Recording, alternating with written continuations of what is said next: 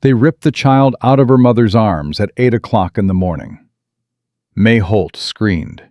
Clara screamed louder. 3 men from Reverend Horn's congregation had come to the door before dawn, and by the time the sun broke gray and weak over Coldwater Creek, they had dragged a 7-year-old girl with fever-bright eyes and a nearly bald head into the middle of the street, and told her mother she had 1 hour to pack what she could carry. 1 hour. In a blizzard. With a sick child who couldn't keep warm. Mae threw herself between them and her daughter.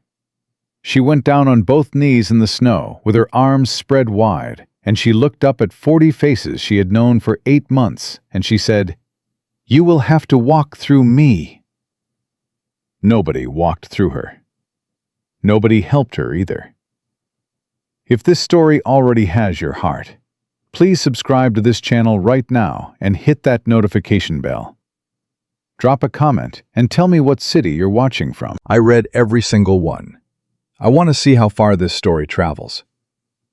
Now let's go back to Coldwater Creek, because 1 minute later, a stranger rode around the corner, and nothing was ever the same again.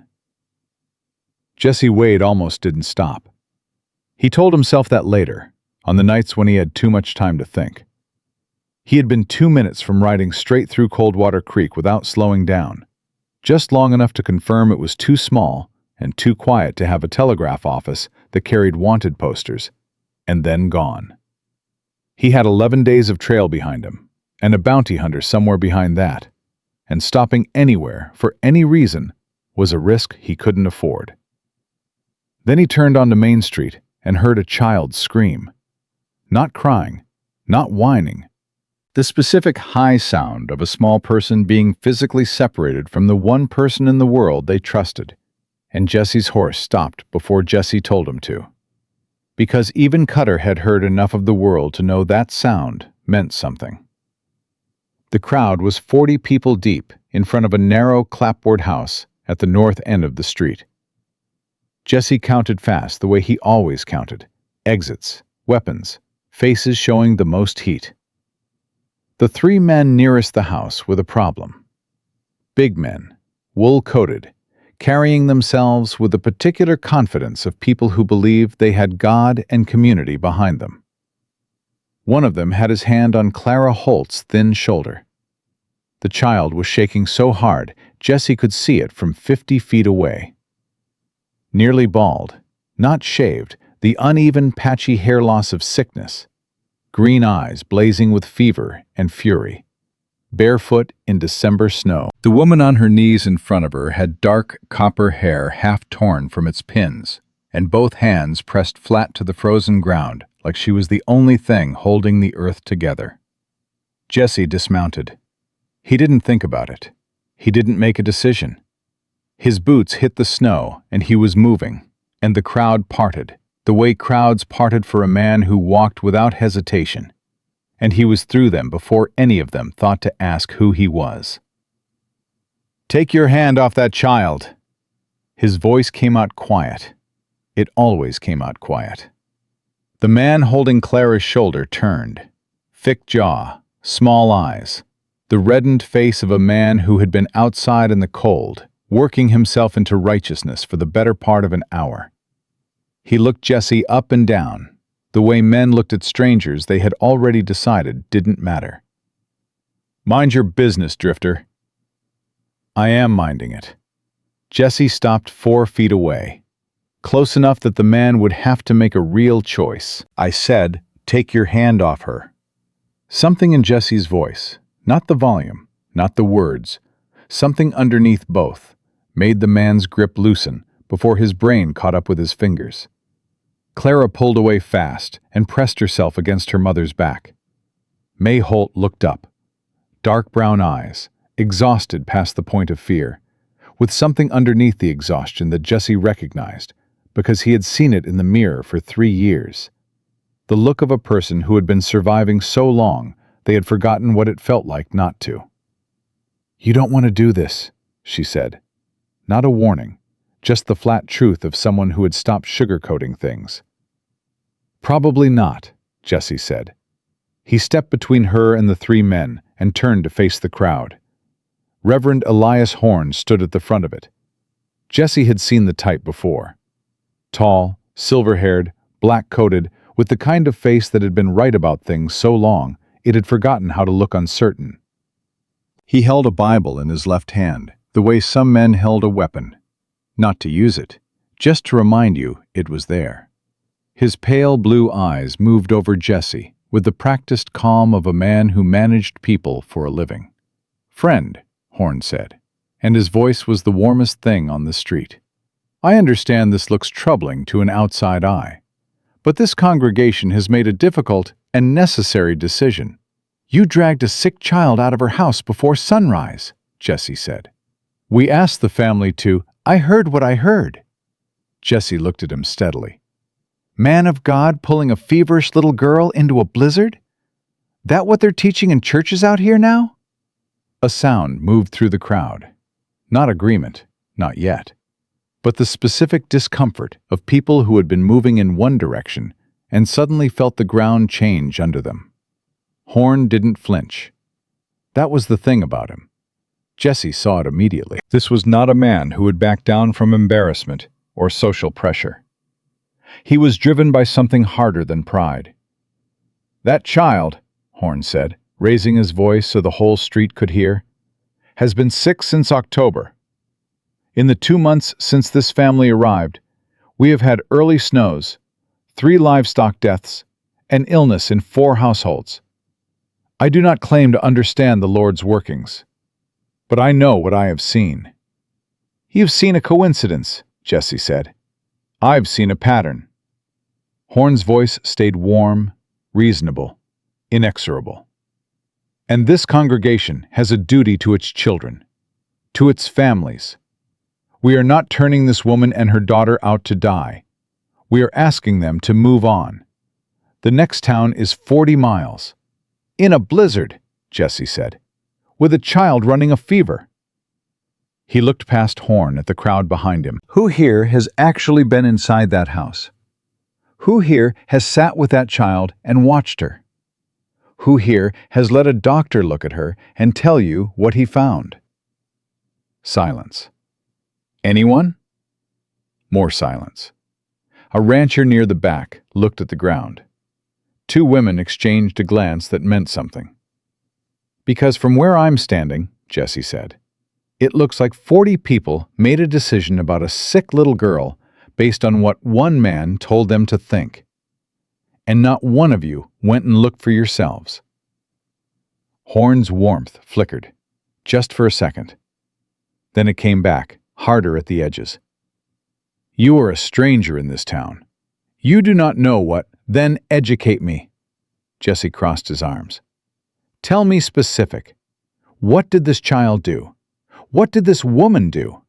Name one thing, one actual thing that caused harm to one actual person in this town." "The Larson boy had a winter cold." The voice came from behind the crowd, and it was strangled and ashamed and loud enough that people turned. Dr. Samuel Greer pushed through from the back, and every step looked like it cost him. He was heavy-set, gray-bearded, wearing a brown coat that had seen better winters. His face was the face of a man walking to a punishment he had earned. "I treated the Larson boy myself. 4 days, runny nose and a cough. It had nothing to do with Clara Holt, and I have known that since the first week." Horn turned toward him. "Samuel." The warmth was gone entirely from his voice now. "She has alopecia." Greer stopped in the open space between the crowd and Jesse and looked at nobody for a moment. Looked at his own boots in the snow, like he was gathering something. Then he raised his head. "It is a medical condition brought on by prolonged fever and physical stress. It is not contagious. It is not a sign of anything except that this child has been very sick for a long time and her body is struggling." His voice cracked at the edges. "It cannot spread to your children. It cannot spread to your livestock. It has nothing to do with the snow and nothing to do with any pattern. He turned and looked directly at Mae Holt, who was on her feet now, one arm wrapped around Clara, both of them staring at him. I knew this from the beginning. I should have said it from the beginning. I did not say it, and I am standing here in front of this town and your family, asking you to forgive me for that, Mrs. Holt, because I am not sure I can forgive myself. Mae looked at him for a long moment. Her jaw was tight. Her eyes were bright. "My daughter is freezing," she said. "That is all I care about right now." Greer nodded. "Yes, ma'am." The crowd had gone the specific quiet of people absorbing something they didn't want to absorb. Jesse watched it move through them. The slow, ugly work of realizing you had been wrong, and that being wrong had a face and a name, and a 7-year-old body standing barefoot in front of you. Horn had not moved. His Bible was still in his hand, and his pale eyes had gone to something colder than before. "One doctor's opinion," he said, and his voice was quieter now, more dangerous for it, "does not undo what this congregation has witnessed with their own Reverend." An older rancher near the back spoke up. A big man, weathered, with the slow, deliberate speech of someone who didn't talk much, and meant it when he did. "I got 3 kids. I've been standing here an hour." He paused. "I think I'm going home now." He turned and walked. That was all it took. Not Jesse's speech, not Greer's confession. One ordinary man deciding he was done. 3 more followed him within 30 seconds. Then 2 women. Then a cluster of men from the feed store who had come because their neighbors came, and stayed because their neighbors stayed, and now left because finally someone had given them permission to feel what they had been feeling for the last 20 minutes. Within 5 minutes, the street held a dozen people. Then 8. Then 4. Jesse, Greer, Mae, Clara, and Horn, who stood in the emptying street like a man who refused to acknowledge that the ground had shifted. "This is not finished," Horn said. "No," Jesse said. "I don't expect it is." Horn looked at him with those pale eyes, and for the first time in the conversation, something real moved through them. Not anger, not embarrassment. Something calculating and patient and cold. "You have a name, stranger?" "Jesse." "Jesse." Horn said it like he was filing it somewhere. "God sees every sparrow that falls, Jesse, and every man who thinks himself a hero." He turned and walked toward the church at the end of the street, long black coat moving around his boots, Bible still in hand. Jesse watched him go. Clara tugged his sleeve. He looked down. She was still shaking, from cold or fever or both, wrapped in her thin dress with her bare red feet in the snow and her patchy-haired head tipped back to look up at him. Those green eyes were enormous and entirely serious. "He's going to come back, isn't he?" she said, not a question. "Most likely," Jesse said. She seemed to think about that. "Are you going to be here when he does?" Jesse looked at her, really looked at her, and felt something move in his chest that he had kept very still and very locked for 3 years. The green eyes, the serious face, the quiet courage of a child who had been through enough to know that the world was not reliably safe and had decided to keep going anyway. He had a daughter once who had looked at the world the same way. "I'll be here," he said, before he had decided to say it. Clara nodded like that settled something. Then she looked at his coat. "You should take that back," she said. "You gave it to me before, but you need it. It's very cold." She paused. "Also, your hands are turning blue." "I've been colder," Jesse said. "You keep saying that." She pulled the coat tighter. "I'm keeping it." He almost smiled. It felt strange on his face, like something that had been out of practice. Mae had been watching the two of them. When Jessie met her eyes, her expression was complicated, grateful and wary and exhausted, and something else underneath that she kept behind her eyes, where it was nobody's business. "Come inside," she said, "both of you, before we have any more frostbite to deal with." Jesse followed them through the door of the small house and into the warmth of a life held together by sheer will. And outside in the street, the snow kept coming down, heavy, and the church door at the end of the block swung open and closed. On the boardwalk across the street, a man in a gray coat stood very still. Cole Raines had arrived in Coldwater Creek 40 minutes ago. He had taken a table by the window in the saloon, ordered coffee he didn't drink, and watched the gathering in the street with the patient, professional attention of a man who had learned that understanding a situation completely before entering it saved both time and ammunition. He knew Jesse Wade was in that crowd from the moment he saw him dismount. He had been following the man for 8 months. He knew how he walked. What he had not known, what he could not have prepared himself for, was the name above the door of that small, clapboard house. Holt. Cole reached into his coat pocket. His fingers closed around something small and worn.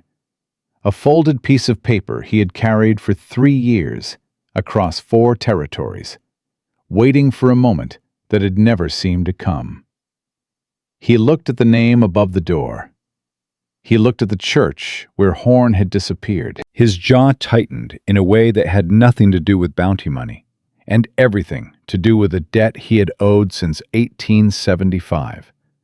And the only question now was which one he was going to pay first.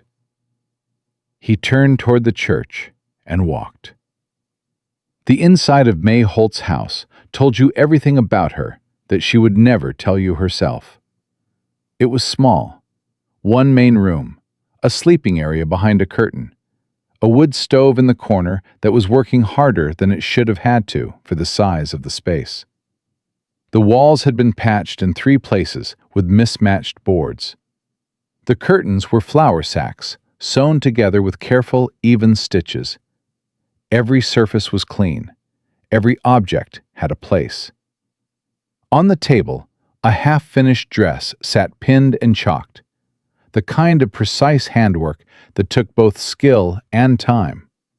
And on the windowsill beside it, someone had placed a single dried wildflower in a chipped blue cup, like a small, stubborn argument against giving up. Clara went straight to the stove and held her hands out to it, still wearing Jesse's coat, which dragged on the floor behind her like a coronation robe.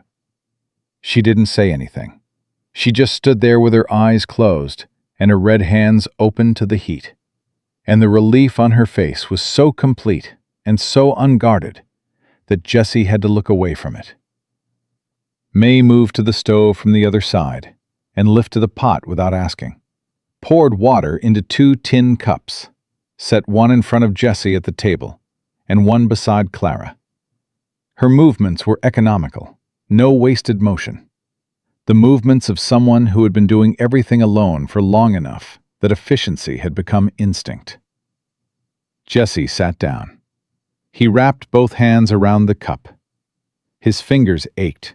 He hadn't realized how cold they were until the warmth hit them. "How long have you been in Coldwater Creek?" he asked. 8 months. Mae sat across from him. She didn't touch her own cup. She watched Clara at the stove with the specific attention of a mother who had learned to monitor her child's breathing, her color, the angle of her shoulders, the way she held herself. "We came from Cheyenne in April. My husband died in February, mining accident." She said it flat and clean, the way people said things they had said so many times. The grief had worn a smooth groove in the words. "Clara was already sick by then. The fever started in January. I thought, a smaller town, cleaner air, slower pace. I thought—" She stopped. "I thought a lot of things." "You couldn't have known." "No." Her eyes stayed on Clara. "But I keep thinking them anyway." Clara turned from the stove and looked at Jessie with her direct, unsettling gaze. "Mama thinks a lot at night," she said matter-of-factly. "I can hear her from behind the curtain." "Clara." Mae's voice was gentle. "It's true." Clara pulled his coat tighter and sat down on the floor beside the stove with her back against it, cross-legged, steaming cup in both hands. "She thinks I can't hear, but I can. I just pretend I can't so she doesn't feel bad." She looked at Jessie. "Do you think a lot at night?" The question landed in a place he hadn't expected. He kept his face still. "Sometimes." "What do you think about?" "Clara," Mae said again, softer this time. "It's all right," Jessie said. He looked at the little girl on the floor, and the little girl looked back at him, and he said, "I think about things I wish I'd done different." Clara nodded seriously, like that was a perfectly reasonable answer. "Me too," she said. "I think about before I got sick, when I had hair." She touched the side of her head with one small hand, lightly, the way you touched something sore. "I had really good hair. It was long, and it was yellow, and Mommy used to braid it every morning." She paused. "I miss that. The braiding part." Mae made a sound that wasn't quite sound. The kind of thing that happened in a person's throat when something hit too close, and they caught it before it came out fully. She picked up her cup and looked at the table. Jessie looked at his own hands. He thought about a morning 3 years ago. A small head of brown hair. 2 braids he'd never gotten quite even, no matter how many times he tried. A little voice saying, "Papa, it's crooked again," and laughing. He thought about how he had been in a jail cell in Laramie when she got sick. How they hadn't told him until it was over. How the letter had come 3 weeks late, and he had read it sitting on a dirt floor with his back against stone, and he had not made a sound because there was nothing in him left to make sound with. He set his cup down carefully. "It'll grow back," he said to Clara. His voice came out steadier than he felt. "Hair grows back." Clara looked at him. "Dr. Greer says the same thing." She paused. "Do you actually know that, or are you just saying it because grown-ups say things like that?" He almost smiled again. Twice in one morning. That was more than the last 6 months combined. "Dr. Greer's the one with a medical degree," he said. "I'd trust him over me." "I do trust him," Clara said. "I just don't trust him as much now, because he waited so long to say the true thing." She said it without anger, which made it worse. Just observation. Just a 7-year-old girl who had learned that people sometimes knew the truth and chose not to say it, and had filed that information away under "how the world works" without apparent bitterness. "But Mama says you can still trust someone who makes a mistake if they admit it. So I'm working on it." Mae looked at her daughter with an expression that Jessie had no word for. Pride and heartbreak and fierce love, all occupying the same space at the same time. "You're working on a lot of things," Mae said quietly. "I'm 7, Clara said. "I have time." The wood stove crackled. Outside, the wind moved against the walls of the house, testing the gaps, finding the places where the cold could get in. Jessie listened to it, the way he always listened to things. With part of his attention, the part that never fully stood down. And underneath the wind, he heard nothing that needed immediate response. Just a town going about the complicated business of pretending the last hour hadn't happened. He knew that feeling. Towns were good at that. "He's going to come back with something harder," Jessie said. He wasn't talking to Clara now. His eyes were on Mae. "Horn, what you saw this morning was a man testing what he could move with a crowd behind him. Now the crowd's gone. He'll find another tool." Mae's jaw tightened. "I know. What does he actually want? Not what he says he wants. What does he want? She was quiet for a moment. Clara had gone still at the stove, pretending to look at the fire, but every line of her small body said she was listening. Mae glanced at her daughter, then back at Jessie. "There's a land parcel behind this house," she said. "Quarter acre. My landlord, Mr. Briggs, owns it along with this building. Horn has been trying to buy it for 2 years. He wants to expand the church, build a proper hall. Briggs wouldn't sell." She wrapped both hands around her cup. 3 weeks after Clara's hair started coming out, and Horn started calling it an affliction, Briggs came to me and said he was raising my rent. Doubled it. Said the property was losing value because of... She stopped, her mouth pressed flat. "Because of my daughter. And you couldn't pay." "No." The word was very quiet. "I offered him everything I had. I've been taking in every piece of mending and sewing in this county, working until 2 in the morning every night for months, and I still fell short. So now I'm 4 months behind, and Briggs has the legal right to put us out." Her eyes were dry. She had cried about this already, Jessie figured, probably many times, in the dark after Clara was asleep.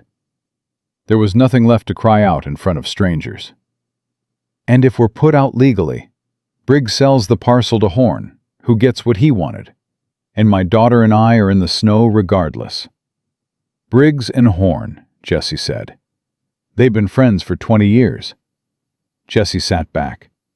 He turned the shape of it over in his mind, the clean, self-righteous machinery of it. A sick child reframed as a curse. A community's fears stoked carefully over 2 months. A landlord given cover to do what greed wanted. A reverend who got to be the hero of his own story while quietly engineering everything from behind a pulpit. It was elegant, in the ugly way that small-town corruption was always elegant. Nobody had to say the real thing out loud. Everyone got to believe they were acting on principle. "Horn's smart," Jessie said. "Horn is very smart," Mae said. "And he's been here 30 years, and everyone trusts him. And I've been here 8 months, and I'm a widow with a sick child and no family and no money." She looked at Jessie steadily. "What exactly do you think your standing here this morning changed?" It was a fair question. It was the kind of question a woman asked when she had been disappointed enough times to stop pretending that one good morning meant anything. "Probably not much by itself," Jessie said. "Greer speaking up? That matters more than anything I said. That's a crack in the foundation. The question is whether anyone builds on it before Horn patches it over." Mae studied him. "You talk like someone who's handled this kind of thing before." "I've handled a few things." "What kind of things?" He looked at her. She looked back. Outside, the wind pushed at the house again, and the dried flower on the windowsill trembled in the draft from some gap in the wall. "The kind that got me riding alone through Wyoming in December," he said. A long pause. Mae turned her cup in her hands. Then she said, "The bounty hunter. The man in the gray coat who's been standing across the street since this morning. He followed you here." Jessie went still. "You saw him." "I see everything that happens on this street," Mae said. "I've had to." She looked at Jessie without flinching. "Is he going to be a problem?" Jessie thought about Cole Raines. 8 months of being followed by the man. Cole was not reckless. He was not cruel. He was not the kind who took a shot from a crowd or put innocence in the middle of things to flush out a target. But he was relentless, and he was smart. And Jessie had never once managed to put enough distance between them to feel safe. "Maybe," Jessie said honestly. Clara turned from the stove. She had been quiet so long, Jessie had almost forgotten she was listening. "The man in the gray coat was looking at our house," she said. "Not at the crowd. At our sign." She paused. "He looked sad." Jessie looked at her. "What do you mean, sad?" Clara thought about it with the particular seriousness she brought to everything. Like when you see something you weren't expecting, and it hurts, but you're not surprised. Like it was always going to hurt. She tilted her head. Do you know what I mean?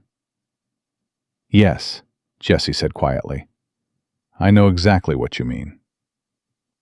Across town, inside the church that Reverend Elias Horn had built with his own hands 29 years ago, two men sat across from each other in the front pew, and the building felt different than it did on Sundays.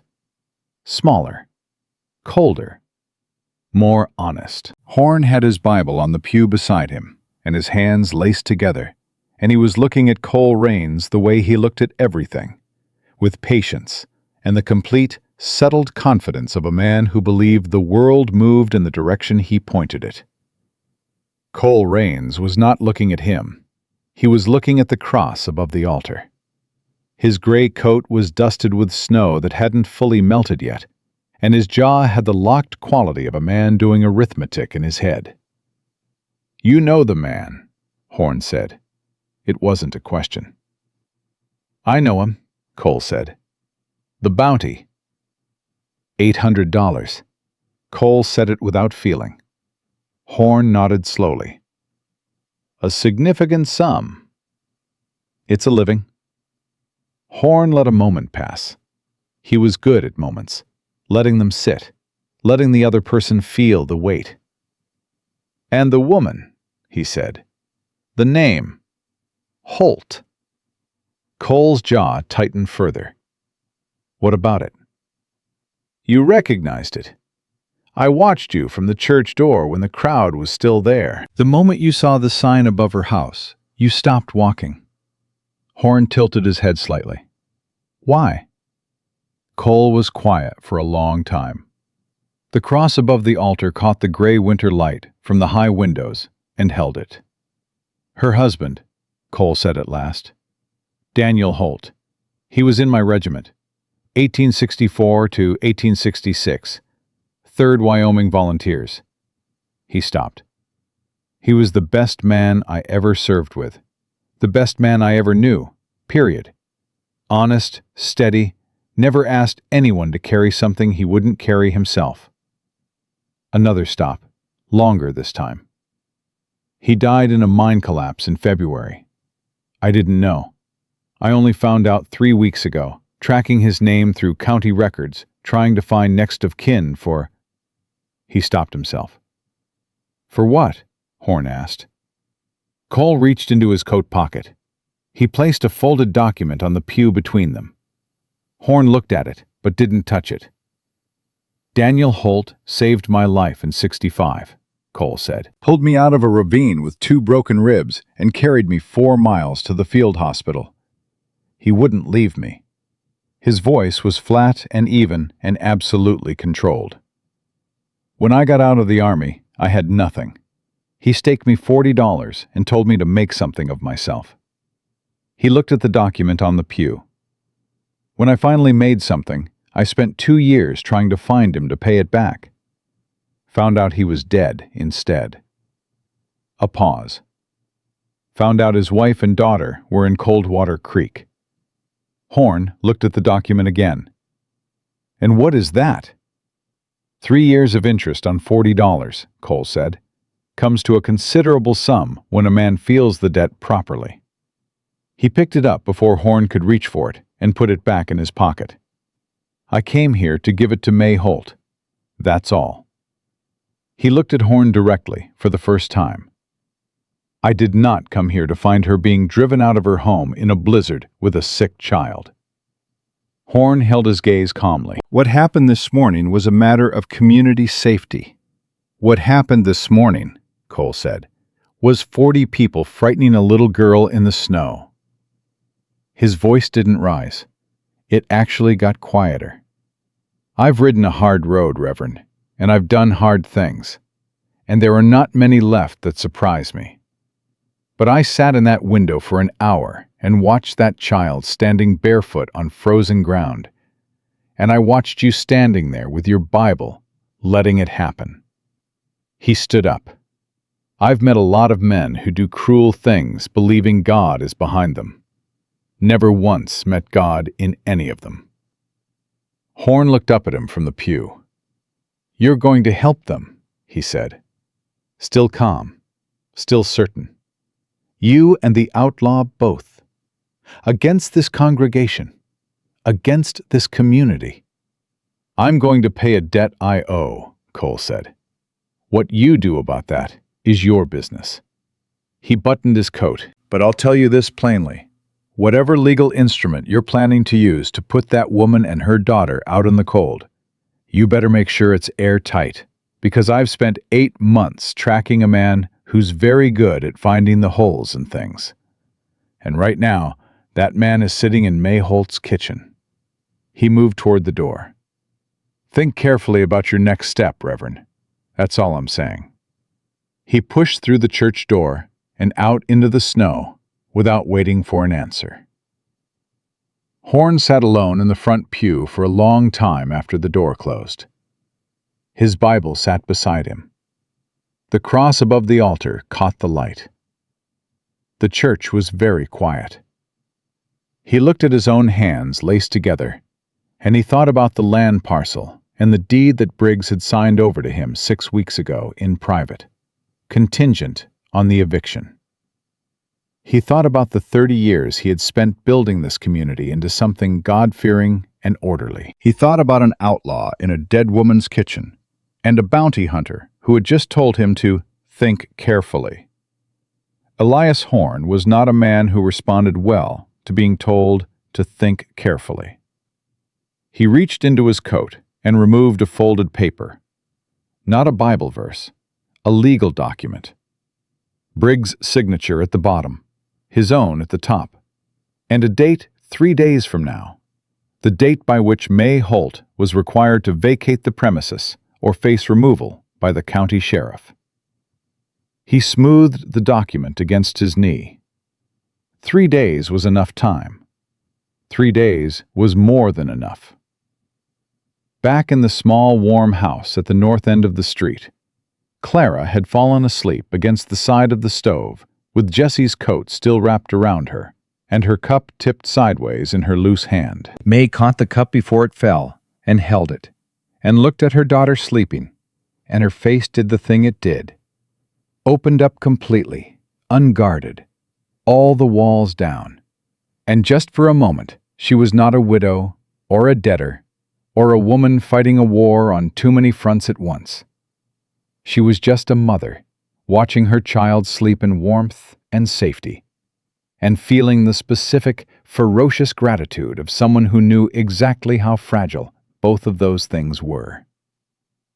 Jesse watched Mae watching Clara, and he didn't say anything, and she didn't know he was watching, and in that unguarded moment he saw everything she was. The strength and the terror and the love that had kept this family alive through a winter that should have broken them. And he thought about what Clara had said. He looked sad, like it was always going to hurt. He stood carefully so as not to wake the child, and moved to the window and looked out at the street. The snow was coming heavier now. The church at the end of the block was still. The street was empty, except for one figure moving back through the white toward the saloon. Gray coat, unhurried walk, the particular deliberate pace of a man who had just made a decision and was comfortable with it. Cole Raines. Jesse watched him until he disappeared through the saloon door. He stood there a long time, with his hand on the cold window frame and the warmth of the house at his back and the storm building outside. And he thought about 3 days. Because whatever Horn was planning, it would come in 3 days or less. And 3 days was not much time to build a wall strong enough to hold against 30 years of a man's confidence in his own righteousness. But it was enough. It had to be enough.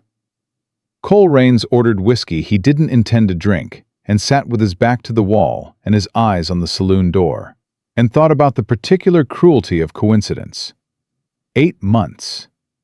He had been following Jesse Wade across 4 territories for 8 months, and of all the towns in Wyoming, of all the weeks in winter, of all the doors with all the names above them, The man had walked into Coldwater Creek and straight into the life of Daniel Holt's widow. Cole turned his glass on the table and did not drink from it, and thought that Daniel, wherever he was, probably found this funny. Daniel had always found things funny that Cole couldn't quite see the humor in. It was one of the things Cole had liked best about him, and found most aggravating in equal measure. The saloon was half full. Men who had been in the crowd that morning now sitting with their drinks and their discomfort, talking in the low, careful voices of people rearranging a story inside their heads. Cole listened without appearing to. It was a skill. You learned it, or you didn't last long in his line of work. Greer should have spoken up sooner, one man near the bar was saying. Horn was so sure. Horn's always sure. That's the problem. You going to say that to his face? Silence. Then the sound of a glass being set down. No, nobody was going to say it to his face. That was the architecture of the thing. Horn had spent 30 years making himself the kind of man that people in small, cold towns did not say difficult things to directly. You built that kind of authority slowly, carefully, with 1,000 small moments of certainty stacked on top of each other, until people couldn't quite remember a time before you were the one who knew things. Cole had seen it before. He had grown up in a town with a man exactly like Horn, and he knew how those stories ended, and they did not end with a man quietly accepting that he had been wrong. They ended with him finding another tool. Cole pulled out the folded document he had been carrying for 3 years and set it on the table in front of him. He didn't open it. He just looked at the outside of it, the creases worn soft from handling, the corner slightly damp from years of coat pockets in various weathers. Daniel Holt had written his name on the front of an envelope once, back in '65, on a piece of paper torn from a field ledger. To Cole Raines, when found.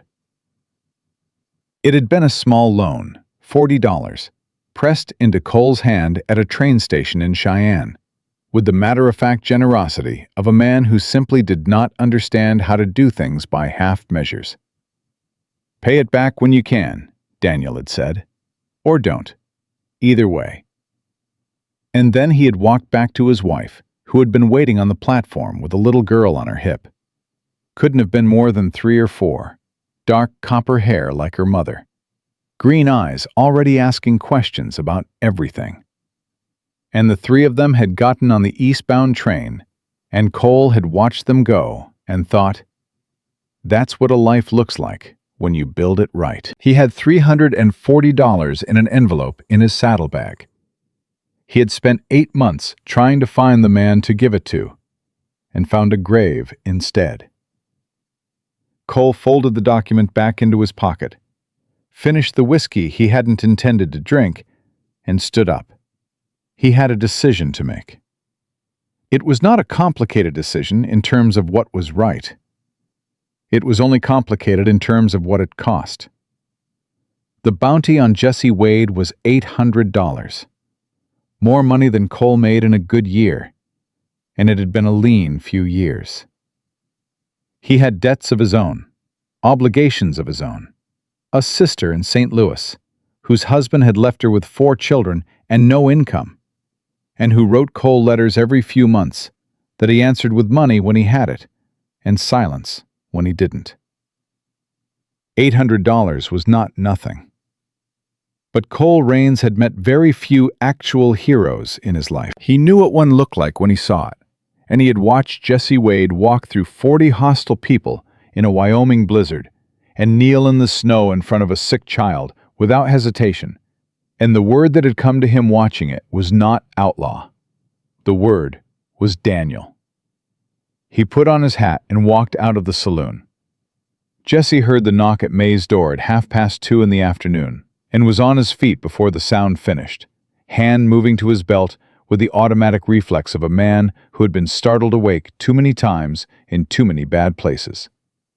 Clara, still drowsy from her nap, watched him with wide eyes from the floor. Mae was already at the door. She opened it. Cole Rain stood on the step with snow on his shoulders and his hands visible at his sides. Deliberately visible. Cole's particular way of announcing that he was there to talk rather than act. His gray eyes moved past Mae to Jesse, and something in them was very still and very tired. "I'm not here for the bounty," he said. Jesse looked at him for a long moment. "Then what are you here for?" Cole reached into his coat and held out the envelope. He looked at Mae. "Your husband's name was Daniel Holt.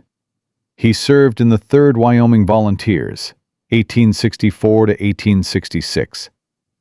In January of '65, he pulled me out of a ravine with 2 broken ribs and carried me 4 miles to the field hospital." His voice was completely even. "He loaned me $40 at the Cheyenne station on March 3, 1866. I have been trying to find him for 3 years to return it." He held the envelope out further. "I found out about the accident last month. I'm sorry, Mrs. Holt. Your husband was the finest man I ever had the privilege of knowing." Mae did not move for a moment. She looked at the envelope. Then she looked at Cole's face, and whatever she saw there, the specific grief of a person mourning someone they had no official right to mourn, a grief that didn't get a funeral, or a widow's sympathy, or any of the forms society built around loss. She stepped back from the door. "Come in," she said. Clara looked at Cole when he entered with the frank, unfiltered evaluation of a child. "You're the man from across the street," she said. "You looked sad." "Yes," Cole said simply. "I was." "Did you know my papa?" "I did." He sat down at the table across from Jesse and looked at the little girl. "He talked about you. You were very small the last time I saw him, but he talked about you like you were already the most interesting person he'd ever met." He paused. "Sounds like he was right." Clara considered that seriously.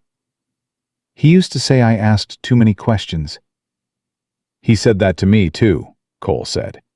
He meant it as a compliment. Something passed across Clara's face, quick and complicated, the way grief moved through children who were still learning they were allowed to feel it. Then she looked down at her hands. Mae set a cup in front of Cole without being asked, and sat down and looked at the envelope on the table between them. "I can't take that," she said. "It's not charity," Cole said. "It's a debt. It's $340. 40 principal and 3 years of what I figure is fair interest." He pushed it slightly closer. "Daniel wouldn't have wanted me to shortchange the math." Mae's jaw worked.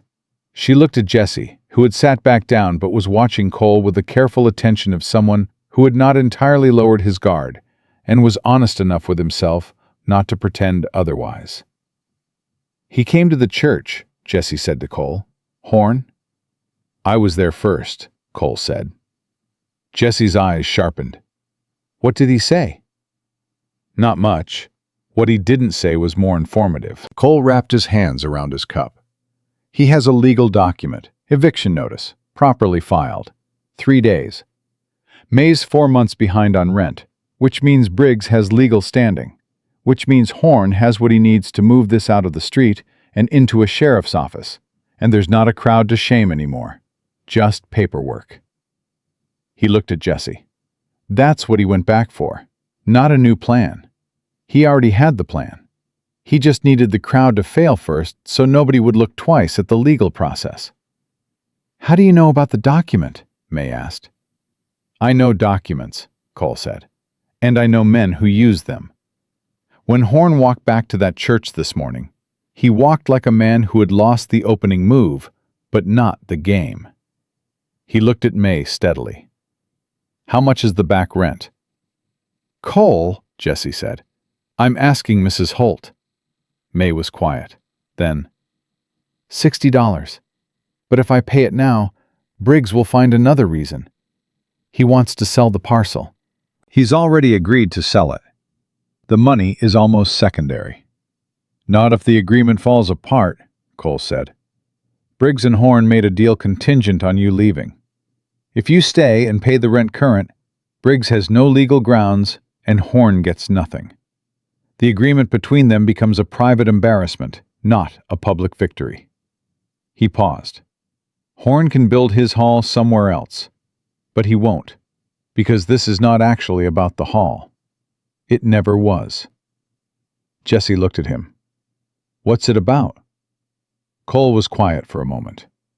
I asked around before I came here. While you were watching the gathering from your horse this morning, I was in the telegraph office sending wires to 3 county seats. He looked at the table. 2 years ago, a family named Prescott left Coldwater Creek under similar circumstances. Reverend Horn stood up in church and said their oldest boy was showing signs of moral corruption, endangering the community's children. They were gone within a week. The parcel they owned, small homestead at the north edge of town, was purchased by the church at significantly below market value 6 months later. He looked at Mae. Year before that, a widow named Carver. Same pattern. Moral concern raised publicly. Family departed. Property acquired. He looked at Jesse.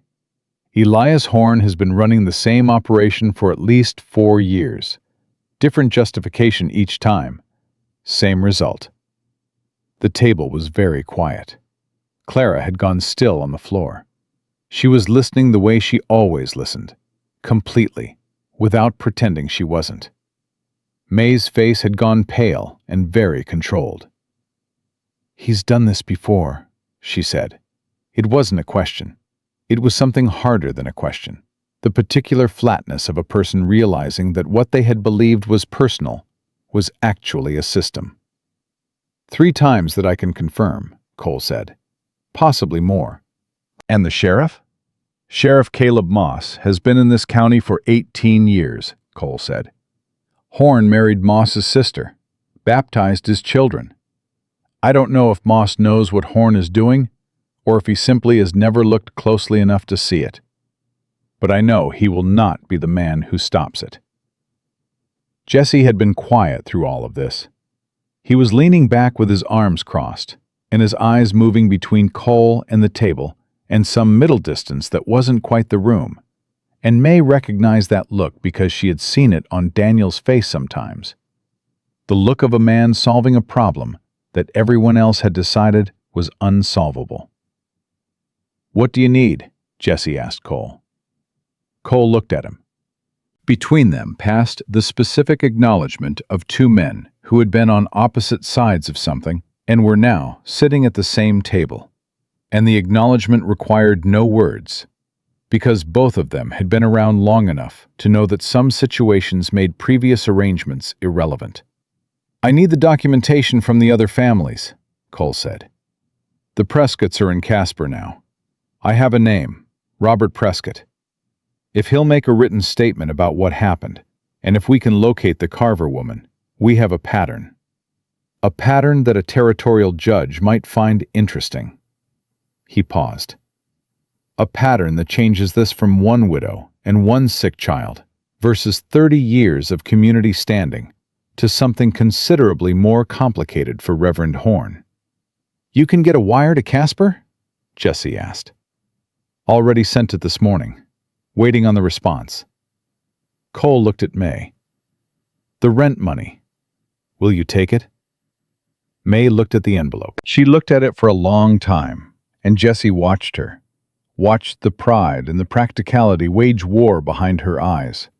Watched the calculations that a woman made when she had been on her own long enough to know that needing help and accepting it were 2 very different kinds of hard. It's a debt, Cole said again, quietly. Between Daniel and me. You're just the one who receives it in his absence. That's not charity. That's accounting. Mae reached out and took the envelope. She set it on the table in front of her and pressed her palm flat on top of it and stared at it for a moment. Then she nodded once, the way she did things. Clean and complete. No performance. Thank you, she said. Thank your husband, Cole said. Clara stood up from the floor. She had been sitting so still for so long that all three adults had half forgotten she was there. She walked to the table and looked at Cole with those old, serious green eyes. "You're going to help us," she said. "Yes," Cole said. "Even though you came here to take Jesse away?" Cole glanced at Jesse. Jesse looked back at him with an expression that said, "Children are more efficient than any interrogation technique I've encountered." "That's a complicated question," Cole said to Clara. "I'm 7, Clara said, "not 5. Cole looked at the child for a moment, and something in the bounty hunter's careful, controlled face shifted slightly. The tiniest movement, the kind that happened when something reached past professional habit and touched the person underneath it. "No," he said. "I'm not going to take him away. Not today." "Not today," Clara repeated. "What about tomorrow?" "Clara," Mae said. "I need to know," Clara said, with the particular directness of someone who had learned that not knowing things did not make them less true. She looked at Cole, then at Jesse. "If you both stay and we fix this, and then after it's fixed you take Jesse away, then what was it for?" Nobody answered. The stove crackled. The wind tested the walls. Jesse looked at the little girl standing between him and Cole Raines, and thought about the last 3 years. The running, the cold, the letters that came too late, the daughter he had not been there for, and the specific shape of a life lived entirely in motion, with no fixed point. He thought about what it cost to stop, what it cost not to. Then Greer's voice came through the door before his knock did. A sharp, worried call from the step that cut through everything. "Mrs. Holt, Jesse!" A hard knock. "I need you to open the door, right now." Mae was up before anyone else moved. She pulled the door open, and Greer stood on the step, his brown coat half-buttoned, his glasses fogged from the cold, his face carrying the expression of a man who had been trying to do the right thing and had just discovered what it cost. "Horn went to Briggs an hour ago," Greer said, breathing hard. "Briggs signed something. I don't know what exactly, but Tilda at the land office—" He stopped to catch his breath. "Tilda sent her boy to find me. She said the document is dated tomorrow morning, not 3 days. He looked at Mae, then Jesse, then Cole standing behind them both, and whatever he had expected to find in Mae Holt's kitchen, it was clearly not this. He moved the eviction up. He's filing it tomorrow at 9 o'clock and asking Sheriff Moss to execute it by noon." Mae's face went very still. Jesse turned and looked at Cole. Cole was already standing. 12 hours. Horn had seen Cole walk out of the church and made exactly the calculation Jesse would have made in his position. That time was no longer on his side, and that whatever was building in that small clapboard house needed to be stopped before it had room to grow. 12 hours to build something strong enough to hold against 30 years of a man's carefully constructed authority. Jesse looked at the window. Outside, the snow came down steady and thick, and the street was gray and quiet. And somewhere at the end of it, in a church built by his own hands, Reverend Elias Horn sat with his certainty and his documents and his 30 years, and he was not finished. He was not even close to finished. 12 hours was not enough time for most things. It was enough time for Jesse Wade. He had once broken a man out of a Laramie jail in 4 hours, with nothing but a pocket knife and a borrowed horse. He had once talked his way past 3 armed deputies in the dark, using only his voice and the particular calm that came from having nothing left to lose. 12 hours, a doctor with a conscience, a bounty hunter with a debt, and a paper trail that Cole had started building that morning. That was more than Jesse had worked with before. Not much more, but more. He looked at Greer. The land office. Tilda. How well does she know what Horn filed? Greer blinked. She processed it herself. She's been there 15 years. Does she believe what happened to this family was wrong? Greer hesitated for only a second. She sent her boy to warn us, didn't she? Get her, Jesse said. Not tomorrow. Now. Tonight. Greer nodded and turned back into the snow without another word, moving faster than a man his age and shape should have been able to. Cole was already at the table, with a piece of paper he had produced from somewhere in his coat, writing in the tight, economical hand of a man accustomed to making reports. "The wire to Casper," he said without looking up. "If Prescott responds tonight, I need someone at the telegraph office who will hold the message and not mention it to anyone connected to Horn." He glanced at Mae. "Is there such a person?" Mae thought for less than a second. "Walt Gibbs. He runs the telegraph. His son was one of the boys Horn tried to have expelled from the schoolhouse 2 years ago for, Horn called it, ungodly behavior. The boy was 11 and had drawn a picture of a horse that Horn decided was inappropriate." Her voice was dry. "Walt has not been inside that church since." "Good." Cole folded what he had written and held it out to Jesse. "Take that to Gibbs. Tell him I need any response from Casper held for me personally and logged as private correspondence." Jesse took the paper. He looked at Mae. "Lock the door after I leave. Don't open it for anyone except Greer or Cole."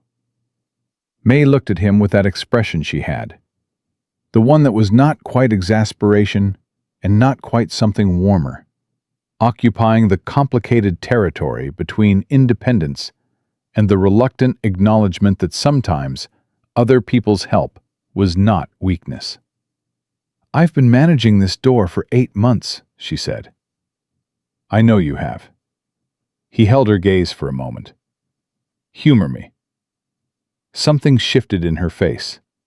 It was small, and she controlled it quickly. But Jesse saw it. The way a person's expression changed when they had been carrying everything alone for so long that someone simply acknowledging the weight of it, not trying to take it, just seeing it, became its own kind of relief. "Go," she said. Jesse went. The storm had thickened in the last hour. The street was nearly empty.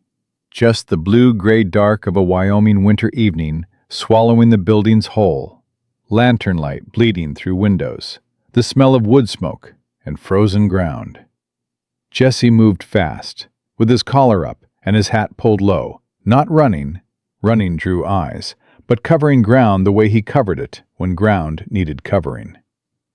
Walt Gibbs was a small man, with large hands, and the permanent ink stain of his profession on his right fingers. He read Cole's note standing behind his counter, and then he looked up at Jesse with eyes that had already done the calculation. "Raines is the one who sent the wire to Casper this morning," Gibbs said. "That's right. About the Prescott family." Jesse waited. Gibbs folded the note. "My boy's name is Henry," he said. "He's 13 now. He has not set foot inside Horn's church since he was 11, and I have not asked him to." He put the note in his shirt pocket. "Any message that comes in for Cole Raines stays with me until Cole Raines collects it personally. Nobody else hears about it." He paused. "That's not a favor. That's just what the job is supposed to be." Jesse nodded. "Thank you." "Thank me when this is over." Gibbs turned back to his equipment. "If it ends the way I hope it ends." Jesse was back at Mae's door in 20 minutes. He knocked twice, their signal, already established in the 10 seconds before he'd left, because that was how you lived when you'd been on the run long enough. And Mae opened it. Inside, Greer had returned with Tilda from the land office, who turned out to be a narrow-faced woman in her 50s, with silver hair pinned severely, and the deliberate speech of someone who chose every word as carefully as she chose every number. She sat at Mae's table with a ledger open in front of her, and the expression of a woman who had been waiting a long time to say something out loud. "The document Briggs filed," she said when Jesse came in, "was prepared before today. The date on the originating paperwork is 11 days ago. She looked around the table. He filed for eviction 11 days ago and held it until this morning. Horn knew before the crowd gathered that if the public pressure failed, the legal instrument was ready. Cole looked at Jesse. Jesse looked at Tilda. Meaning, the crowd this morning was never the real plan, Jesse said. The crowd was a test, Cole said. If the crowd worked, the document was unnecessary. When the crowd failed, the document became the strategy. He looked at Tilda. Is there anything irregular about the filing itself? Any procedural error? Any defect in how it was prepared? Tilda pressed her lips together in the way of a woman about to say something that would cost her something. The filing requires a notarized affidavit from the property owner, attesting to the specific grounds for eviction. The grounds listed are... She paused with visible distaste. Property devaluation due to public health concern regarding resident. She looked at Mae.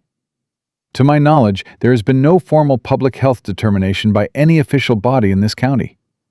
Dr. Greer has made no such determination.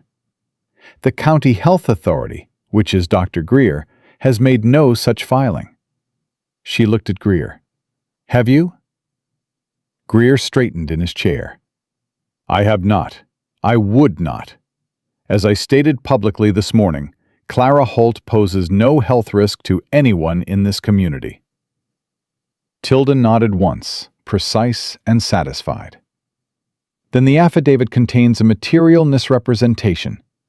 The grounds stated are not supported by the only official medical authority in this county.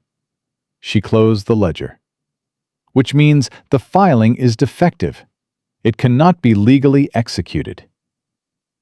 The room held very still for a moment. Mae looked at her hands on the table. Then she looked up, and her eyes were bright in a way that had nothing to do with tears, and everything to do with a specific electrifying feeling of a door opening in a wall that had felt solid for months. He can refile, Cole said. He was not being discouraging. He was being precise. He can correct the grounds and refile. He can, Tilda agreed. But refiling requires a 14-day waiting period under territorial code.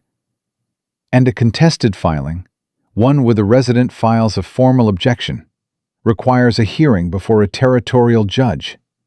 She paused. The nearest territorial judge is in Laramie, Judge William Cord.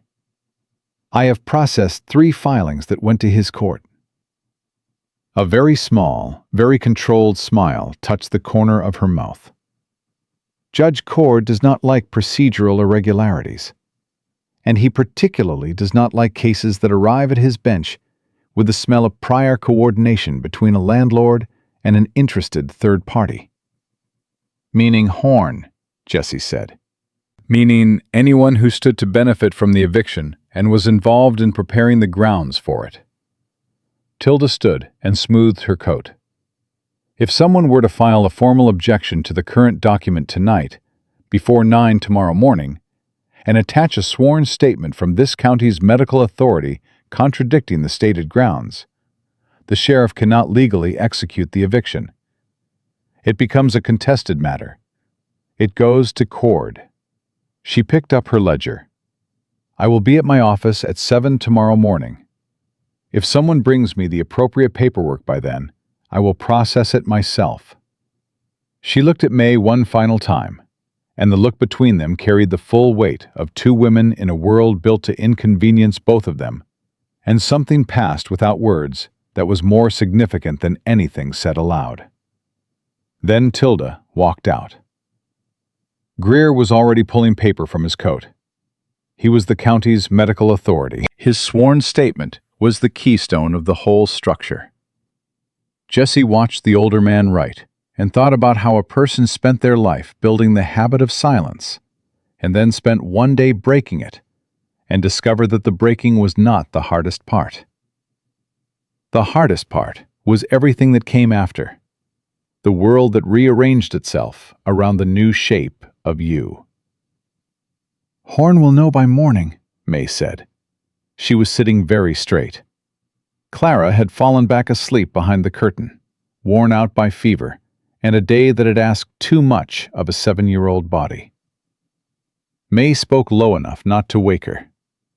When Moss comes to execute the eviction, and Tilda tells him it's been contested, Horn will know exactly what happened, and exactly who made it happen.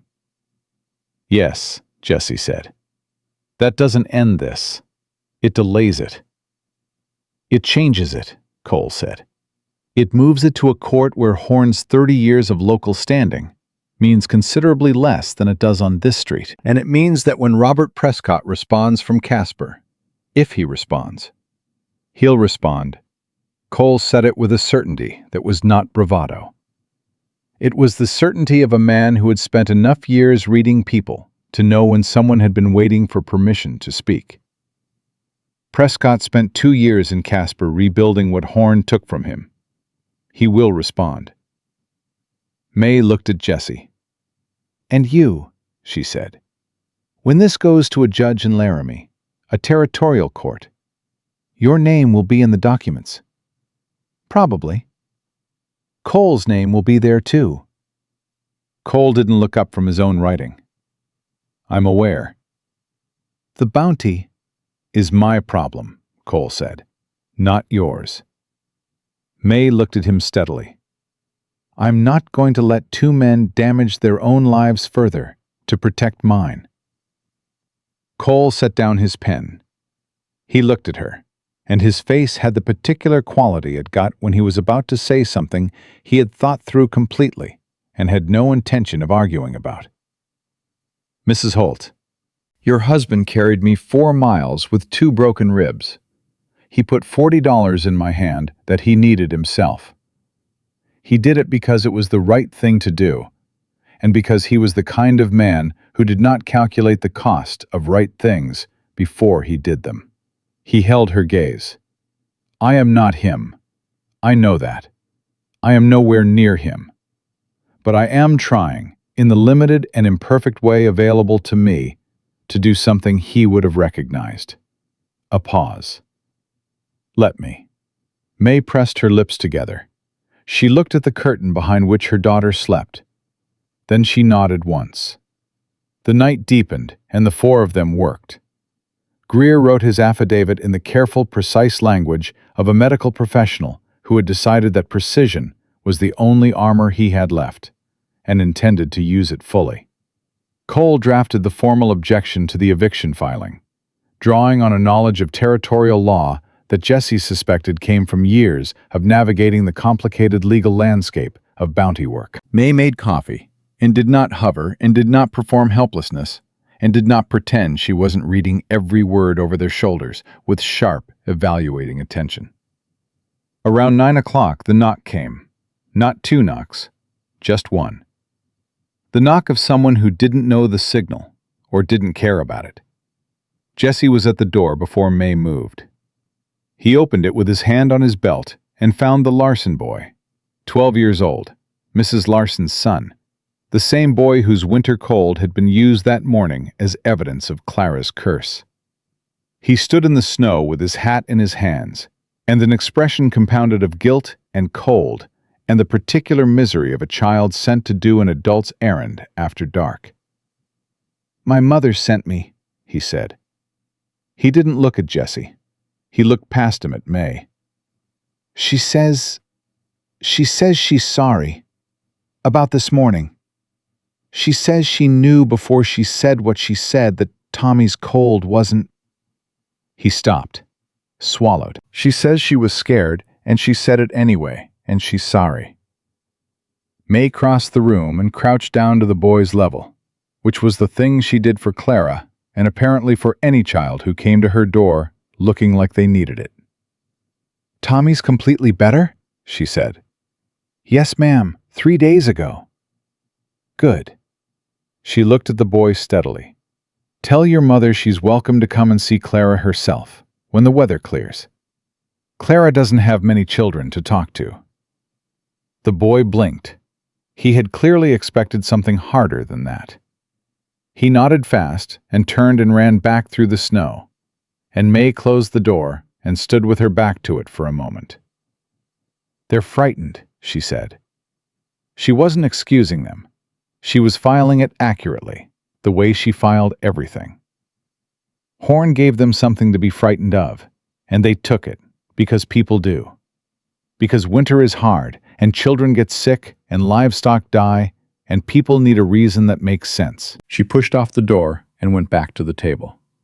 That doesn't make it right, but it makes it human. Jesse looked at her across the room. He had been around a lot of people in his life, good and bad, and most things between. And he recognized something in Mae Holt that he had encountered rarely enough to mark it. The particular grace of someone who had been badly wronged and refused to let the wrongness make them smaller. "Daniel was lucky," Cole said quietly, not looking up from his papers. Mae was quiet for a moment. "Yes," she said, "he was. And so was I." The wire from Casper came at 11:17 that night. Walt Gibbs's boy, Henry, 13, the one who had drawn the horse, came through the snow himself rather than send a messenger. And he stood at Mae's door with his coat dusted white and a folded paper in his hand, and the look of a boy who understood that he was part of something important and intended to be worthy of it. Cole opened the wire and read it twice. Then he set it on the table and pressed his hand flat on top of it, and for just a moment his face did something it didn't usually do. The controlled professional surface opened up slightly, the way a door opened when someone on the other side finally pushed it from the right direction. "Prescott will make a statement," Cole said. "He and his wife both. He also knows the Carver woman. She's in Cheyenne now, remarried, and he believes she'll cooperate." He paused. "He also says there was a third family, before the Prescotts. Name of Alderman. He doesn't know where they went, but he has the dates." Jesse looked at Cole. Cole looked back at him.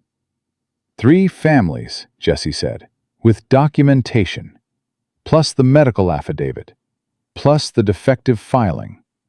Presented together to a territorial judge," Cole said. "That is no longer a dispute between a reverend and a widow. That is a pattern of conduct across 4 years involving fraud, misrepresentation to a civil court, and conspiracy to deprive citizens of legal property rights." He folded the wire carefully. "That is the kind of thing that ends a man's authority in a community permanently, regardless of how many years he spent building it." Greer had gone pale, and then pink, and then pale again through this exchange. He took his spectacles off and cleaned them with his handkerchief, which was the thing he did, Jesse had noticed, when he was feeling something strongly and needed something to do with his hands. "He'll know tonight," Greer said. "Horn will know. Someone will have seen the light here, seen Tilda come and go, seen the Gibbs boy." "Yes," Jesse said. "Then tomorrow morning won't be just the sheriff at the door with a defective document." Greer put his glasses back on. "It'll be something else." "Yes," Jesse said again. The something else came at 2 in the morning, when the whole street was dark, and the storm had finally quieted, and the only sound was the particular deep silence of a Wyoming winter night. And Jesse, who had not slept, was sitting in the chair by the window when he saw the figure crossing the street toward Mae's house. Not Sheriff Moss, not Cole's gray coat, not anyone he recognized. A young man, maybe 20, moving with the purposeful nervousness of someone who had been sent to do something they were not sure they wanted to do. He stopped in front of the house and looked up at it, and then looked back over his shoulder toward the dark shape of the church. And even at that distance, Jesse could see the hesitation in his body, the posture of a person balanced between 2 directions. Jesse opened the door before the knock came. The young man startled badly. He was maybe 19, fair-haired, with Horn's long jaw and pale eyes, and the look of a young man who had been raised inside someone else's certainty and was only now beginning to suspect it might not fit him correctly. "You're his son," Jesse said, not a question. The young man swallowed. Eli, he said. My name is Eli Horn. He looked at Jesse with those pale eyes that were the same as the Reverend's, and entirely different in every way that mattered. Uncertain where the fathers were sure, troubled where the fathers were settled. My father doesn't know I'm here. He paused. There is something you need to know about what he's planning for tomorrow morning. Something that goes beyond the document. Jesse stepped back from the door. Eli Horn came in out of the cold, and the night stretched long around them all. And somewhere down the street in the church, Reverend Elias Horn sat in the dock building he had made with his own hands, and counted on the certainty that had carried him for 30 years, not yet knowing that his own son was about to take it apart from the inside. Eli Horn sat at Mae's table with his hands wrapped around a cup he wasn't drinking from, and told them what he knew in the quiet, halting way of someone dismantling something they had spent their entire life believing was solid. He was 19.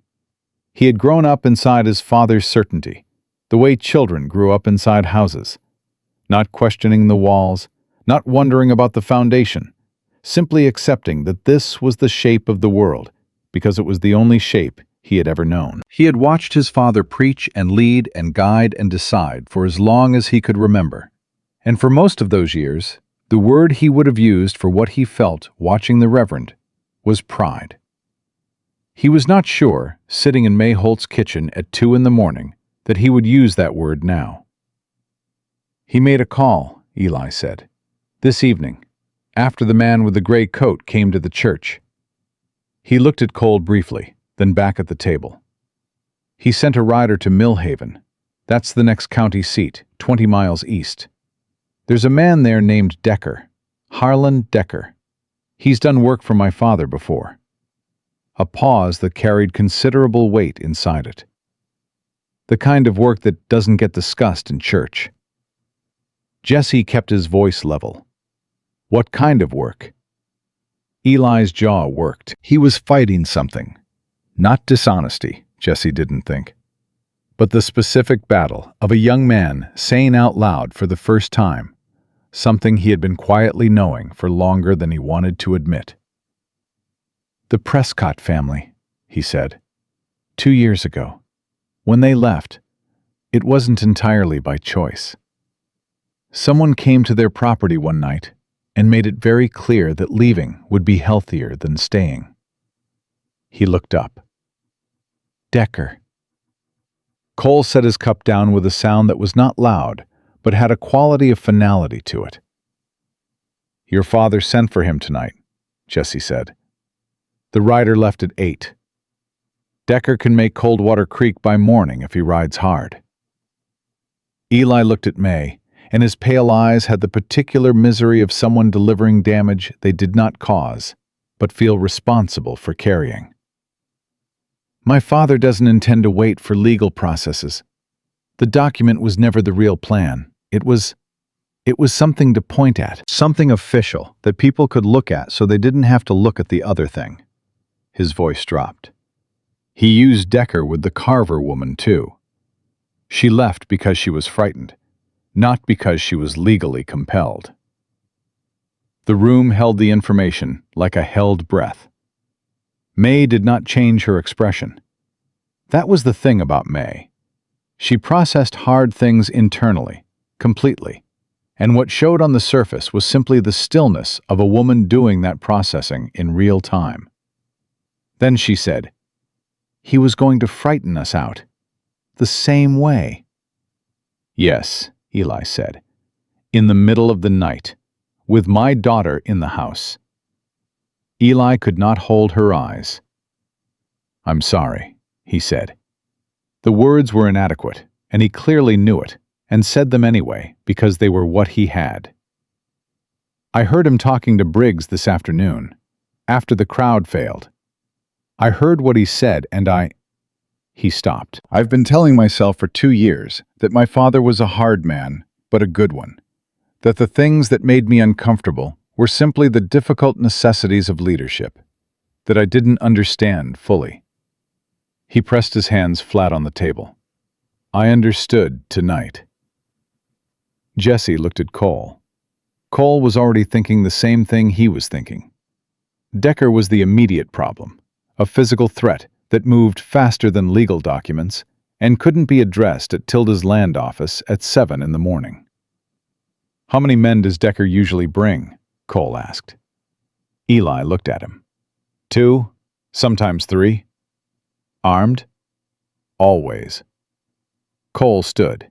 He looked at Jesse with the pragmatic directness of a man who had just moved from one side of a line to a completely different country. I'll need to borrow a horse. Mine needs the rest. Take Cutter, Jesse said. He knows how to read a situation. Where are you going? Mae asked Cole.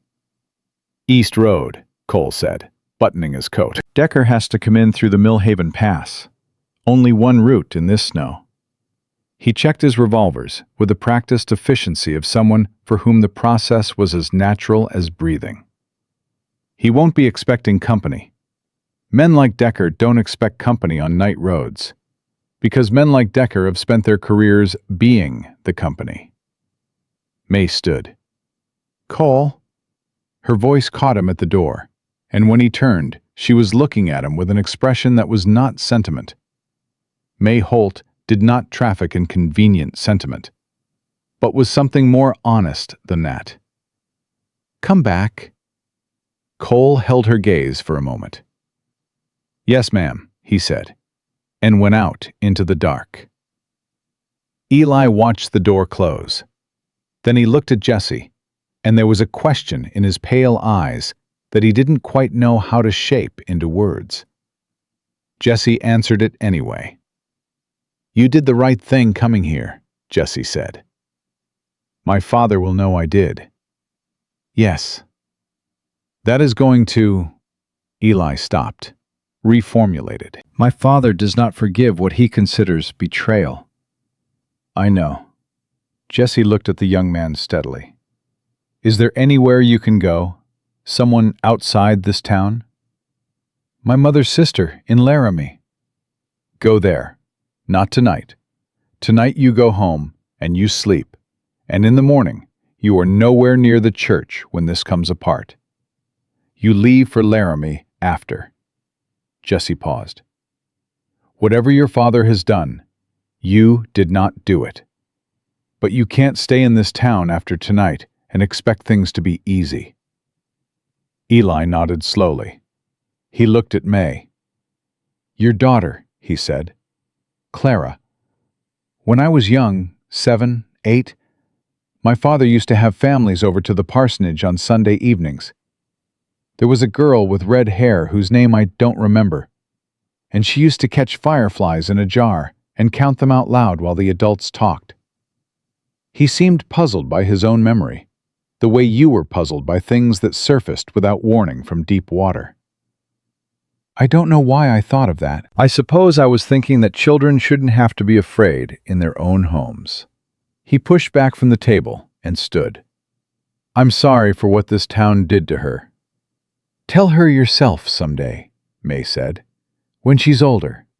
When she's well. A pause.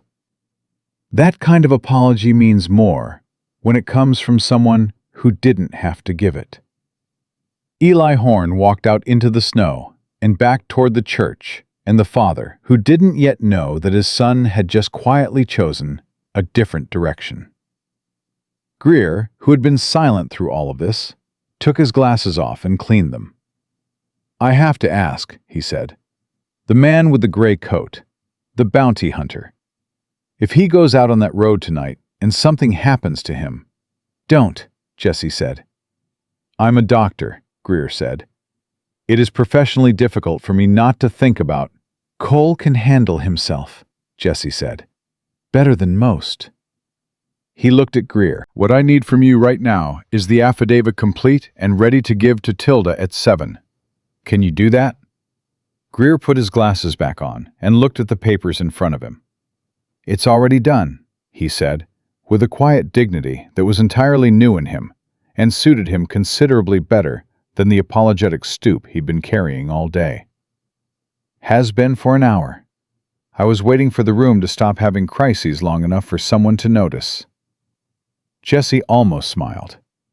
He was doing that more today than he had in 3 years, and part of him was aware of that, and uncertain what to do with the awareness. Mae was at the curtain, checking on Clara without waking her. Jesse watched her pull it back an inch. Look, let it fall. The gesture of a mother who had been monitoring a child's fever for so long it had become as automatic as breathing. Her fever, Jesse said quietly. Tonight. Down, Mae said. She turned and leaned against the wall beside the curtain. It comes down at night, comes back in the mornings. Greer says that's consistent with what she has, that it'll continue improving as winter breaks. She looked at Jesse. She'll be all right. I need you to know that. She is going to be all right. He understood why she said it that way. Not for reassurance, but to preempt the particular pity that sick children generated in adults. The pity that reduced a child to their illness and forgot they were a person first. Clara Holt was not her fever. She was the girl who kept his coat and told him he kept saying he'd been colder, and informed Cole Raines that she was 7, not 5. She was going to be all right, and she was more than all right already, in every way that the numbers on a thermometer couldn't measure. I know, Jesse said. Mae looked at him. In the low, warm light of the stove, in the particular quiet of the house at 3 a.m, with everyone else either gone or sleeping, her face was the most unguarded he had seen it all day. Not soft. Mae Holt was not soft, had likely not been soft since before the accident. Maybe not before that either. But open. Human. The face of a person who had stopped performing strength for 5 minutes because there was no one left to perform it for. What happens to you, she said, after tomorrow? Jesse looked at the stove. Depends on how tomorrow goes. And if it goes the way we're planning, then Horn has bigger problems than one drifter who spent a day in your kitchen. He paused. And Cole has made his position fairly clear on the bounty question. For now. For now, Mae said. And after now? Jesse didn't answer immediately. He thought about the road east, the road west. The road south that he had been riding for 3 years without destination, just direction, always away from something, never toward anything specific enough to call a reason. He thought about a house in Laramie where a judge named Cord sat with a docket that was about to include a very interesting case involving a reverend and 4 displaced families, and a pattern of fraud that would keep a territorial court busy for months. He thought about the fact that someone with knowledge of that case, someone who had been present for the events in Coldwater Creek, who had spoken with Eli Horn, who understood the shape of what Horn had built, would be a useful person to have accessible during those months. He thought about a little girl who had told him that maybe was good enough. I don't know yet, he said honestly. Mae accepted that with a nod. Then she said, I have a room. It's small. It's behind the sewing area, and it barely fits a cot, but it's warm, and it's separate from where Clara sleeps, so you wouldn't disturb her. She looked at the stove. I'm not offering it as charity. I'm offering it because you clearly haven't slept in days, and a man who hasn't slept makes poor decisions, and tomorrow requires good ones. Jesse looked at her. That's a very practical offer, he said. I'm a very practical person. I noticed. The corner of her mouth moved. It was brief and controlled and entirely real. Go to sleep, Jesse, she said. He did. Dawn came gray and cold, and Jesse was awake before it fully arrived, as he always was, the body's alarm system that 3 years of running had installed, and that no amount of safety would likely uninstall for a very long time. He was at the window when he saw Cutter coming down the street. Cole rode easy, the way he always rode. Conserving energy, nothing wasted. The body language of a man returning from something completed. He tied Cutter at the post and came to the door, and Jesse had it open before he knocked. Cole's coat had a long tear in the left sleeve that had not been there the night before. He was otherwise intact. "Decker," Jesse said. "Decided Millhaven was a better option than Coldwater Creek after all." Cole came in and accepted the coffee Mae was already pouring without ceremony. "He won't be back. His 2 men with him." I explained the situation in terms they found persuasive. "Anyone hurt?" "Pride, mostly." Cole sat down. He looked at Mae directly. "It's done. That particular threat is done." Mae set the coffee pot down. She nodded once and went to wake Clara. At 7 o'clock precisely, Jesse and Greer walked into Tilda's land office and placed the formal objection and the medical affidavit on her desk. Tilda read both documents without expression, then read them again, then stamped them with the particular force of a woman who had been waiting for an opportunity to use her stamp for something that mattered. "Filed," she said. "Time-stamped 7:04 a.m., prior to the 9 o'clock execution window." She looked at Jesse over the top of her glasses. "Sheriff Moss will be informed when he arrives that the filing is contested and legally blocked pending a territorial hearing." She paused. "He will then inform Reverend Horn." "Yes," Jesse said. "And Reverend Horn will come to this office." "Probably." Tilda straightened a pen on her desk. "I have been processing documents in this county for 15 years, she said. "I have filed a considerable number of things I considered irregular. I filed them because my job was to process what was brought to me correctly completed, not to evaluate the motivations behind them." She looked at the stamped documents. "I will not be making that particular compromise again." Horn came to the land office at 9:31. Jesse was not there. There was no strategic value in being there, and considerable risk. And Jesse had learned a long time ago the difference between standing your ground usefully and standing it for pride. He was back at Mae's house with Clara, who had woken with slightly less fever than the morning before, and had immediately demanded to know every detail of what had happened overnight, which Jesse provided with appropriate editing for a 7-year-old audience. "Cole went out in the dark and told the bad men to go away?" Clara said. "More or less." "And Eli Horn, the Reverend's son, came here and told us the plan?" "Yes." Clara absorbed this with her characteristic seriousness. "People are complicated," she said. "They are." "Eli is the Reverend's son, and he helped us. And Cole was going to take you away, and then he didn't." She looked at Jesse. "What made them change?" Jesse thought about it. "I think they didn't change," he said. "I think they were already who they were. They just needed a moment where the cost of being that person was clear enough that they couldn't pretend they didn't see it." Clara thought about that for a while. Then she said, "Is that what you did? Yesterday morning, when you stopped?" Jesse didn't answer right away.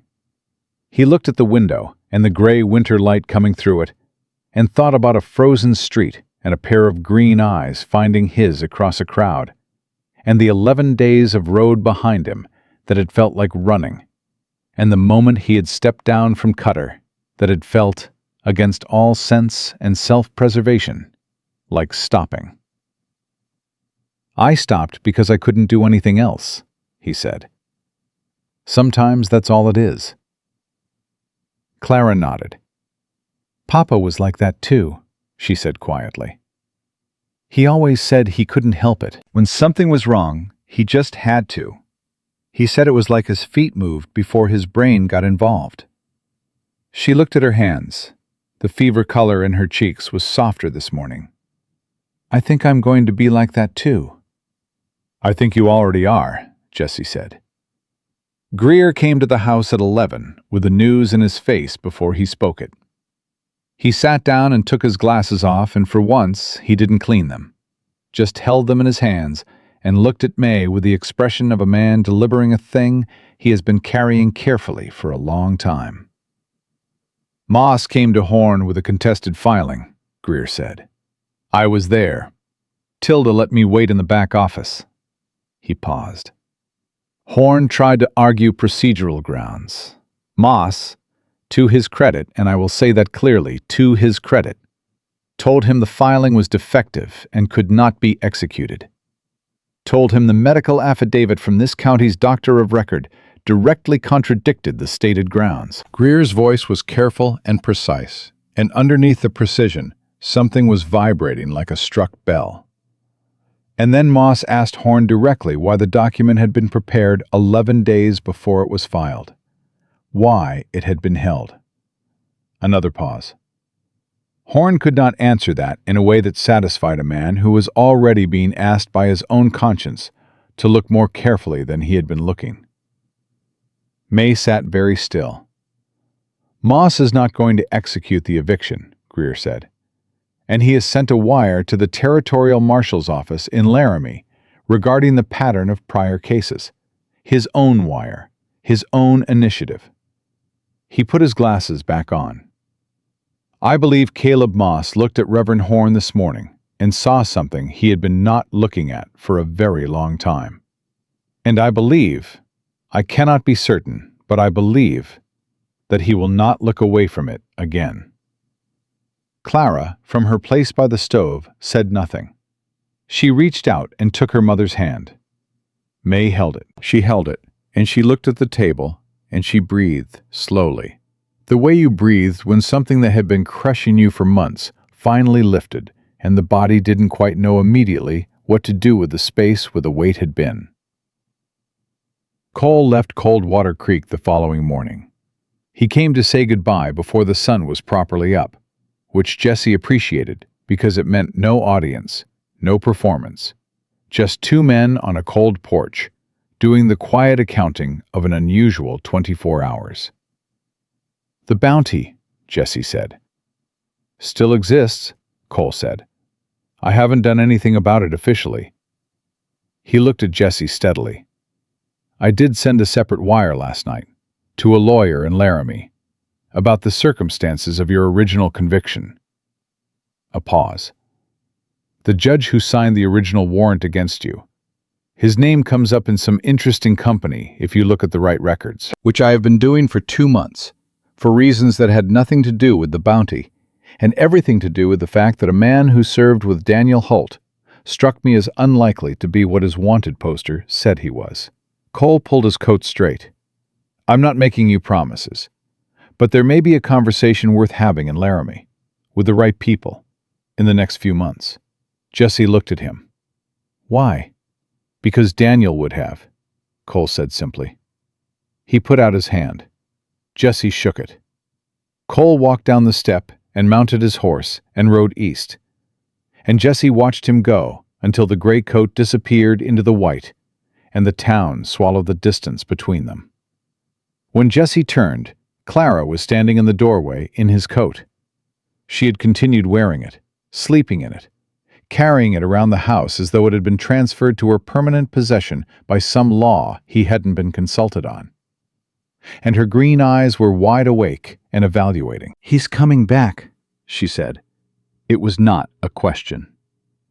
"I think so," Jesse said. Clara nodded. Then she held out the coat. Jesse looked at it. "I told you to keep it." "You need it," she said. "You're leaving today." He had not told her he was leaving today. He hadn't fully admitted it to himself until she said it out loud. He looked at the coat in her small hands, and then at her face. The fever color that was daily less vivid. The patchy hair that was, now that he looked closely, showing the very faintest suggestion of new growth at the edges. Fine as down, barely visible, just beginning. He took the coat. He found Mae in the sewing room, already working at the table in the early gray light, her hands moving over a piece of cloth with the focused economy that was simply who she was in her bones. She looked up when he came in, and she read his face the way she read everything, completely, without pretending she didn't see what she saw. "Clara told you," she said. "Clara knew before I did." Mae set down her work. She looked at her hands on the table for a moment. Then she looked at Jesse directly, with no performance, and no softening, and no version of this conversation that was easier than the true one. "You can stay," she said. "I am telling you clearly and without... I am not asking, and I am not performing indifference. You can stay." She held his eyes. "I have a room, and this town is about to need someone who knows how to watch for trouble. And Clara thinks you are the only man besides her father who has ever understood what she was saying." A pause. "And I think I would like to see what you are when you are not running." Jesse stood in the doorway of Mae Holt's sewing room and felt the full weight of what she was offering. Not as charity, not as convenience, but as the deliberate choice of a woman who had survived enough to know exactly what she valued and had decided, with clear eyes, to say so. "The case in Laramie," he said. "Horn. It'll need someone who is present, someone who can speak to what happened here, what Eli told us, the pattern across the 4 families." "That will take months," Mae said. "Yes. Laramie is a long ride. 3 days this time of year." "But you'd come back," she said. Not a question. Something firmer than a question. The specific statement of a woman who had learned to say the things she meant, rather than waiting for someone else to say them first. Jesse looked at her for a long moment. He thought about motion and stillness, about 3 years of roads and the particular exhaustion of a life lived entirely in departure. He thought about a dried wildflower in a chipped blue cup on a windowsill, put there by someone who believed, even in the middle of a hard winter, that something small and stubborn was worth keeping. "I'd come back," he said. Mae nodded once. She picked up her sewing. He rode out of Coldwater Creek an hour later, heading south toward Laramie in the January cold. And when he reached the edge of town, he turned in the saddle and looked back. The street was quiet. Smoke came from chimneys. Snow covered the ground clean and white. In front of the small clapboard house with its hand-carved sign, a little girl in an oversized coat stood on the step and watched him go, one hand raised. He raised his hand back. He turned Cutter toward Laramie and rode. And behind him, in the house that had held through a long winter, a woman bent over her sewing, and a child came inside from the cold. And somewhere down the street, a reverend sat with a weight of 30 years, beginning its long, necessary accounting. And the town of Coldwater Creek turned, slowly and imperfectly and humanly, towards something that resembled reckoning. Jesse Wade had ridden into Coldwater Creek running from everything, and had left it riding towards something. And for the first time in 3 years, those were not the same direction.